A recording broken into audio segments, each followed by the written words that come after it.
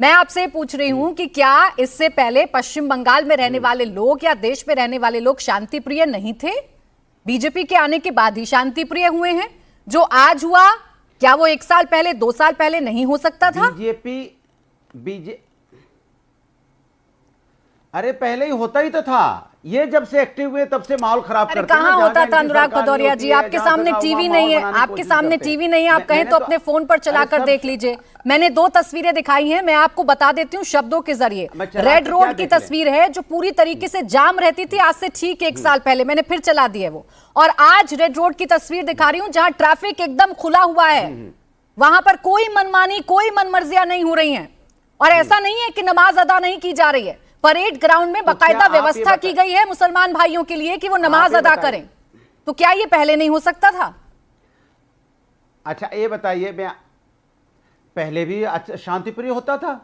ये बीजेपी माहौल बनाती थी कि शांतिप्रिय नहीं होता था। पहले तो हम लोग खूब एक दूसरे से ईद मिलते थे, वो हमारी सिवई, हम उनकी सिवई खाते थे, मेरी गुजिया खाते थे। कितने प्यार मोहब्बत से सब लोग त्योहार मनाते थे। आज भी आज प्यार मोहब्बत त्योहारों में अगर राजनीति कोई लेके आए तो भारतीय जनता पार्टी लेके आई ना। मत करिए नहीं, कभी होली के नाम पे राजनीति, कभी दिवाली के नाम पे राजनीति, कभी ईद के नाम पे, कभी बकरीद के नाम पे राजनीति। तो यही कर रहे हैं, धर्म के नाम पे राजनीति। आज भी देश में वही सौहार्दपूर्ण माहौल देखने को मिल रहा है। बदला सिर्फ इतना है अनुराग भदौरिया जी कि मनमानी नहीं है, मनमर्जियां नहीं है। वोट बैंक को खुश करने के लिए दूसरे लोगों के सामने चुनौतियां पेश नहीं की गई हैं या दूसरे लोगों को परेशान नहीं किया गया है।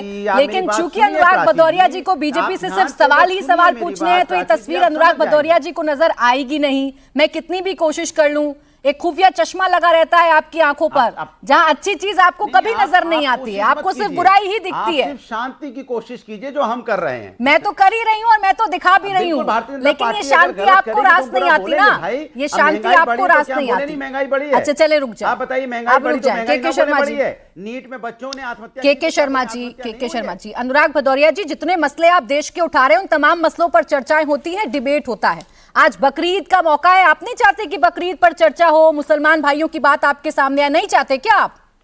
बताएं ना, नहीं चाहते क्या आप? नहीं चाहते आप कि बकरीद पर मुसलमान भाइयों की चर्चा हो? क्या आप ये नहीं चाहते हैं? बकरीद की शुभकामनाएं दी जाए, उनको मुबारकबाद दी जाए, क्या आप ये नहीं चाहते अनुराग भदौरिया जी? चले नहीं चाहते हैं, नहीं चाहते आप। मुमताज जी सुन लीजिएगा, अनुराग भदौरिया जी को बड़ी तकलीफ हो रही है बकरीद पर अगर चर्चा होती है तो। अब रुक जाए थोड़ा अनुराग भदौरिया जी। के शर्मा जी, तकलीफ दिखा दीजिए, के शर्मा जी, तकलीफ तब आपको याद आएगा। आवाज डाउन करेंगे। के शर्मा जी, पहले भी इस देश में ऐसे ही सौहार्दपूर्ण माहौल था। ये तो आप लोग हैं जो बीच में आके नफरत घोलने की बात कर रहे थे और सब कुछ ठीक करके अब कह रहे हैं सब हमारी सरकार ने किया है। गलत बात है ये।